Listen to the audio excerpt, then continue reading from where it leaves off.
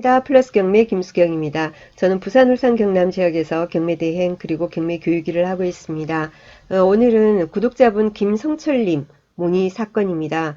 2019 타경 1397 진주지원입니다. 근저당과 같은 날 소유권 이전 가등기가 있어요. 채무자가 가등기권자인데요. 그리고 유치권도 있어요. 분석 부탁해도 될까요? 라고 하셨습니다. 간단히 댓글은 달아드렸었습니다. 그래서 사건 같이 우리 공부를 좀 했으면 좋겠습니다. 재밌는 사건이에요. 이런 거 전부 다 재밌지 않습니까? 창원지방법원 진주지원 2019 타경 1397 사건입니다. 1월 13일 날 입찰날짜 다 됐습니다. 경남 산청에 있는 주택입니다. 토지가 653.4평이고요. 건물 면적은 작습니다. 12평 정도 되네요. 감정가 4억 7,870만원, 최저가 1억 9,600만원 되어 있습니다. 소유자 김땡땡씨, 채무자 최땡땡씨. 소유자 채무자 다릅니다. 채무자가 돈을 빌리는데 소유자가 뭡니까? 담보로 그죠? 제공을 한 거죠. 채권자는 마산시 농협입니다. 권리 한번 보겠습니다. 권리. 권리 보기 전에 참 건물 어떤 물건이 어떤 건지 우리 구경 한번 해보자고요. 토지 안복리 1051번지인데요.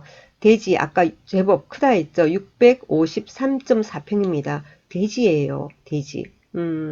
감정가 그래서 토지 감정이 4억 3,200입니다. 그리고 건물은요. 아까 12평밖에 안 된다고 그랬죠. 그죠? 단독주택 했습니다. 9평 정도 그리고 한 3평 정도 그렇게 해서 건물 감정은요. 4,670만원 정도예요. 그래서 같이 이제 토지 건물 합한 게 4억 7,870.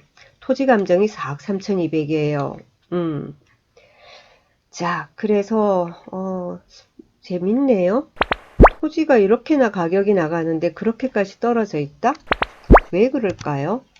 권리 한번 보겠습니다. 등기부, 토지 등기부부터 보겠습니다. 토지 등기부 보니까 2014년 12월 31일 날 소유권 이전, 김땡땡씨가 2014년 12월에 매수를 했군요. 땅을 1억 5천에 샀습니다.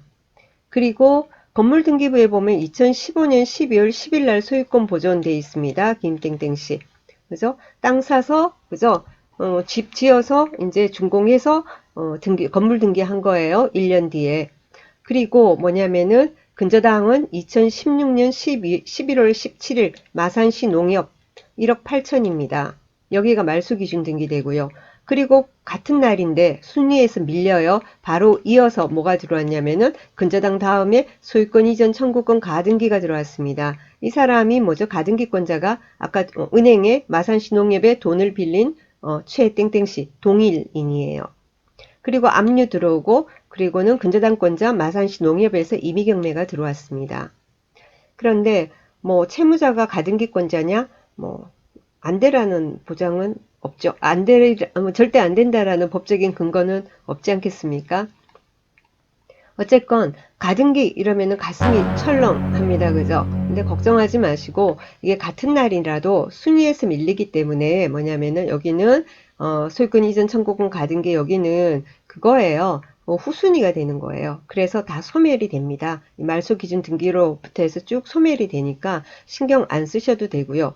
그리고 우리 어제는 담보가등기 공부했죠. 그죠? 담보가등기 공부했습니다. 여기서는 소유권 이전 청구권 가등기라고 등기부에 돼 있더라고요. 그런데 보니까 문서 송달 내역에 보니까 뭐 채권 계산서 제출 이런 게 있어요. 마산시 농협에서 돈을 받고 남는 게 있으면 이 사람이 받게 됩니다. 나중에 배당할 때. 특별히 신경 쓰실 것은 없습니다. 그리고요. 그러면은 우리가 현황조사서 볼게요. 법원의 현황조사서 2019년 3월 13일 날 법원에서 현황조사를 나갔을 때의 기록입니다. 채무자, 소유자가 점유하고 있다. 그런데 전입세대의 열람은 해보니까 내역이 없다. 채무자, 소유자 점유인데 전입은 안 돼 있다. 라는 말이 나와 있습니다.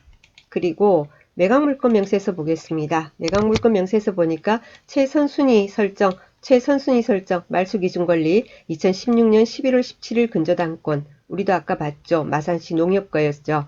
그리고 조사된 임차 내역 없음 했습니다. 그죠?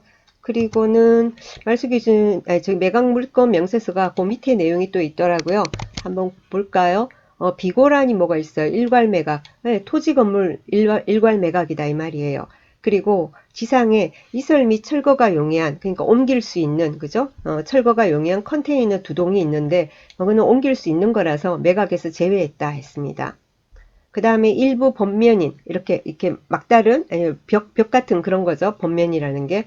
그리고 일부 지상에 정원 수목 등이 있는데, 이거는 토지 가격에 포함해서 평가했다라고 합니다. 그리고 건물에 부착된 데크는 건물 가격에 포함해서 역시 평가했다.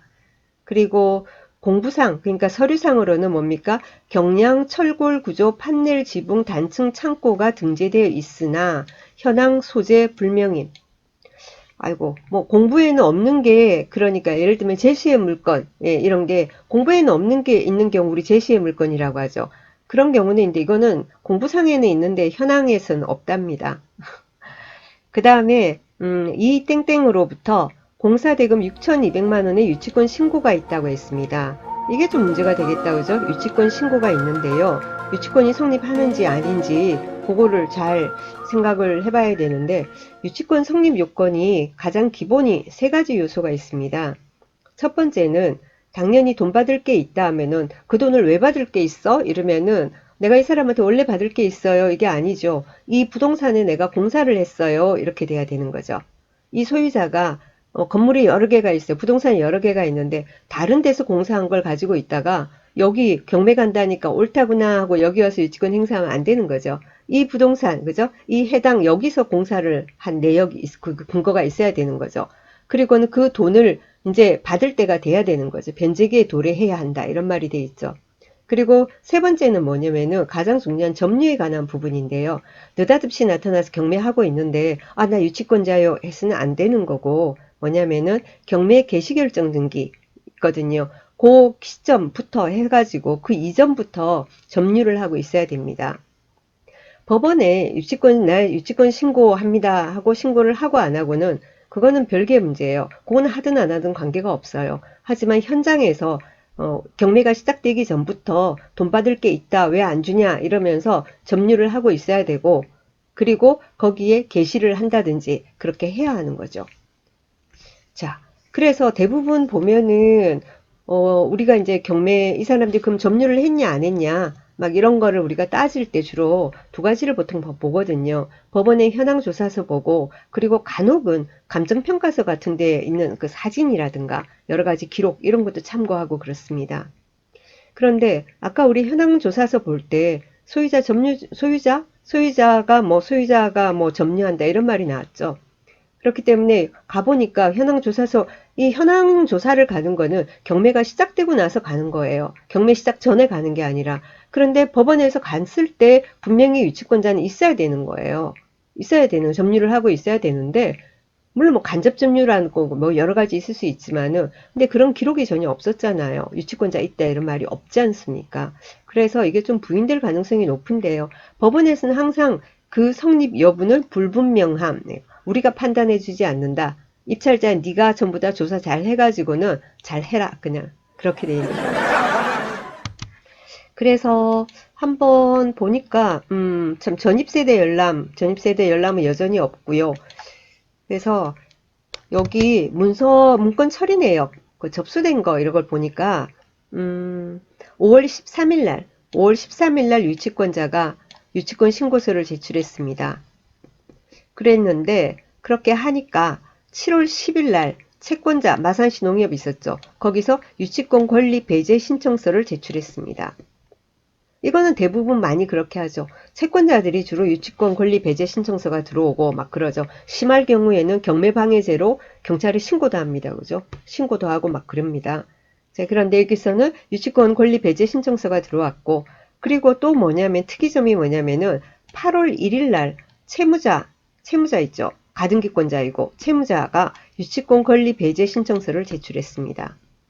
이러면 거의 뭐 아니라고 봐야 되겠다. 그죠? 그죠? 그래서 관심 있으시면은 여기 채권자, 채무자 이쪽으로, 그죠? 여러분이 좀 확인을 해보시면은 이분들이 협조를 해주지 않을까 하는 그런 생각이 듭니다. 유치권에 대해서는. 자, 그리고 어차피 문건 처리 내역을 보는 김에 우리 하나 더 볼까요? 여기 위에 보면은 4월 19일 날 공매대행 통지서 제출, 공매대행 통지서 제출 이런 말이 있어요. 자, 그러면은 이 사건은 공매와 경매, 아까 세무서에 있었거든요. 그러니까 동시에 그러면은 진행이 되느냐? 진행이 만약에 여기도 공매도 계속 진행이 그렇게 돼가지고 한다 그러면은 우리가 신경을 좀 많이 써야 돼요. 여기 날짜가 언제지? 여기는 날짜가 언제지? 막 이렇게 신경을 써야 되는데 다행히 여기 밑에 보니까 여기 또 5월 15일 또 공매 통지서 제출 막 이렇게 돼 있는데 7월 19일 날 보면 이 말이 나와요. 압류재산 공매 대행 해제 안내 제출했습니다. 다행이네요. 경매만 진행 중인 모양입니다. 두 군데 한꺼번에 막 진행되고 날짜가 애매모호해지면은 하나야 뭐 받고도 저것도 받아야 되나 아니면 어떻게 해야 하지 하고 막 골치 아파지거든요. 그런데 다행히 공매는 해제가 된 모양이에요. 해제 안내 제출 이렇게 돼 있는 거 보니까. 아시겠죠? 그리고 아까 가등기권자 있잖아요. 가등기권자도 보면 채권계산서 제출 이랬어요. 그러니까 경매 진행하면서 마산시 농협 받고 그리고는 자기도 올 게 있으면 받겠다 이 말이다. 그죠? 그렇게 돼 있습니다.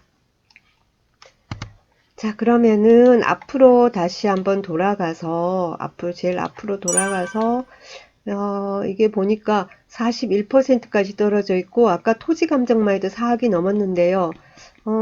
관심 한번 가지시고 조사를 한번 시세 조사 이런 것도 더 해보시고 그렇게 하십시오. 아까 등기부상으로는 별 문제 없어 보였고요. 그죠? 그리고 유치권 같은 경우에도 글쎄요 조사를 더 해봐야 되겠지만 지금 나타난 정황으로 보면은 아닐 가능성이 높은데요. 그래서 조금 그런 부분들은 아까 채권자와 채무자, 그래서 채권자와 채무자 양쪽에서 유치권 배제 신청이 들어왔으니까 그 부분에 대해서 가서 이분들을 만나서 조사를 더 해보면은 좀 답이 나오지 않을까라는 생각이 듭니다. 그리고요, 여기 김성철님 아까 그 질문, 거기에 대해서 제가 답을 한 것도 말씀하신 대로 근저당의 채무자가 이어서 소유권 이전 가등기를 했군요. 선순위 가등기가 아니라서 소멸되므로 권리분석에 하자는 없습니다. 그리고 유치권 신고 있군요. 법원의 현황조사서에 유치권자 점유란 내용이 없으며 채권자가 유치권 배제 신청을 했군요. 채무자도 했었죠. 성립될 가능성은 높지 않으나 좀 더 관계자들을 통한 조사를 하시기 바랍니다. 라고 제가 답을 드렸습니다. 그래서 여러분들도 유치권 신고 이런 거 들어오는 경우에는 늘 뭡니까? 채권자를 통해서 자료 수집을 하시면 됩니다. 채권자를 어떻게 찾아요? 채권자 찾으면 되죠. 마산시 농협이면 마산시 농협 이렇게 두들기면 인터넷에 나오잖아요. 그쪽으로 전화를 하시면 돼요. 전화하셔서 그 채권 담당하는 그쪽 부서 경매 때문에 그런다고 그러고는 어디로 문의하면 됩니까? 담당자 바꿔달라고 그러면 바꿔줍니다.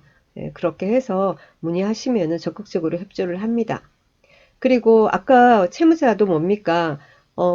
유치권이 성립을 한다 이러면은 유치권에 대해서 뭔가 이렇게 좀 이렇게 사람들이 조금 그 뭡니까? 이게 어떻게 되는 거지? 이렇게 되면은 낙찰가가 낮아지잖아요. 위험해지면은. 그러니까 이게 아니다라는 거, 그걸 갖다가 이제 액션을 하기 위해서 이제 자기들도 배제 신청을 하고 막 그러는 거죠. 채무자도. 왜냐? 그렇게 돼야 되잖아요. 그래야 이렇게 안전하다라는 걸 보여줘야지 낙찰가가 높아지고 그리고는 마산시 농협에서 배당 받아가고 그 다음 자기한테도 배당이 얼마라도 올 거 아니겠습니까? 그죠? 네, 그렇기 때문에 그런 그 이해관계인을 활용해 가지고 조사를 하시면 됩니다. 특별하게 문제는 보이지 않습니다. 자, 오늘 여기까지 하겠습니다. 도움이 되셨길 바랍니다. 오늘도 즐거운 하루 되시고요. 그리고 내일 또 뵙겠습니다. 감사합니다.